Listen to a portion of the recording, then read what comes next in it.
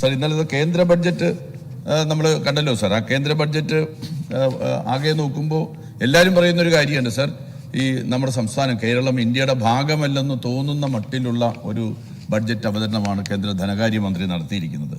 Sir ഇവിടെ ഇപ്പോൾ തിരുവനന്തപുരത്ത് നഗരഭരണം BJPയുടെ കയ്യിൽ കിട്ടിയപ്പോൾ 45 ദിവസത്തിനകത്ത് തന്നെ പ്രധാനമന്ത്രി വരും, നഗരത്തെ ആകാശത്തെടുത്ത് ഉയർത്താൻ പറ്റുന്ന തരത്തിലുള്ള പ്രഖ്യാപനങ്ങൾ നടത്തുമെന്ന പ്രതീക്ഷയോടുകൂടിയൊക്കെയാണ് BJPക്കാരും ഒരു ചെറിയ വിഭാഗം ആളുകൾ നിന്നത്. സാർ പ്രധാനമന്ത്രി വന്ന പോലെ തന്നെ അദ്ദേഹം മടങ്ങി. അപ്പോൾ പറഞ്ഞു ബഡ്ജറ്റിൽ വരാൻ വേണ്ടി പോവുകയാണെന്നാണ്. സാർ ബഡ്ജറ്റിൽ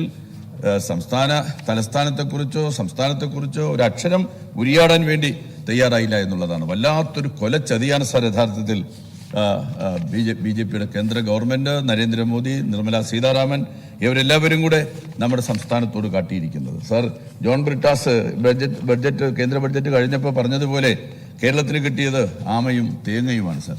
അതിനപ്പുറമായിട്ടുള്ള ഒന്നും കേരളത്തിന് കിട്ടിയില്ല. സാർ കേരളത്തിന് കിട്ടുമെന്ന് നമ്മൾ കരുതിയിരുന്ന അതിവേഗ റെയിൽപാത, അത് സാർ ഇപ്പോൾ അതിവേഗ റെയിൽപാതയ്ക്ക് പകരം അതിവേഗ അവഗണനയാണ് സാർ കേരളത്തിന് കിട്ടിയത്. എയിംസ്, ശബരിപാത, പമ്പയുടെ പുനരുജ്ജീവനം. സാർ വിഴിഞ്ഞത്തെക്കുറിച്ചെങ്കിലും ഒരു വാക്ക് പറയുന്നത് തോന്നി സാർ. വിഴിഞ്ഞം പോർട്ടിനെ കുറിച്ച് ഒരക്ഷരം പറയാൻ വേണ്ടി കൂട്ടാക്കിയിട്ടില്ല. ക്യാപിറ്റൽ ഡെവലപ്മെന്റ് പ്രോഗ്രാം, വയനാട്, ഇതെല്ലാം തന്നെ കേന്ദ്ര ബഡ്ജറ്റിൽ അവഗണിക്കുകയാണ് സാർ. ഒന്നും തന്നില്ലെന്ന് മാത്രമല്ല സാർ, എത്ര അഹങ്കാരത്തോടു കൂടിയാണ് BJPയുടെ സംസ്ഥാന അധ്യക്ഷൻ ആ ബഡ്ജറ്റിനെ കുറിച്ച് പറഞ്ഞത്.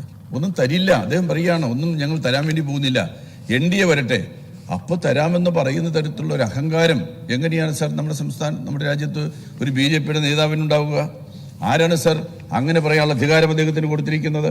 സാർ ആരധികാരത്തിൽ വരണമെന്ന് തീരുമാനിക്കുന്ന ആരാണ് സാർ? ആരെങ്കിലും ഭയപ്പെടുത്തി അധികാരത്തിൽ കൊണ്ടുവരാൻ വേണ്ടി സാധിക്കുമോ? ജനങ്ങളെ ഭയപ്പെടുത്താൻ വേണ്ടിയിട്ടാണോ BJPയുടെ അധ്യക്ഷൻ എന്ന് പറയുന്നത്? സാർ ജനങ്ങളല്ലേ സാർ തീരുമാനിക്കുന്നത്? ഇടതുപക്ഷമാണോ വലതുപക്ഷമാണോ BJP ആണോ? ആരാണ് ഈ രാജ്യത്ത് അധികാരത്തിൽ വരേണ്ടത് തീരുമാനിക്കുന്ന ജനങ്ങളല്ലേ. അതിനു പകരം ഞങ്ങൾക്കത് തന്നാൽ, ഞങ്ങൾ വന്നാൽ അത് തരുമെന്ന് പറയത്തക്ക തരത്തിലുള്ള അഹന്ത എങ്ങനെയാണ് BJPയുടെ അധ്യക്ഷൻ വരുന്നത്? നമ്മുടെ സാർ അദ്ദേഹത്തിന്റെ ഉള്ളിൽ കിടക്കുന്നതായിട്ടുള്ള ഫാസിസ്റ്റ് ചിന്താഗതി, ഒരു ഫാസിസ്റ്റ് നേതാവിന്റെ മനസ്സല്ലേ സാർ അദ്ദേഹം പ്രകടിപ്പിച്ചത്.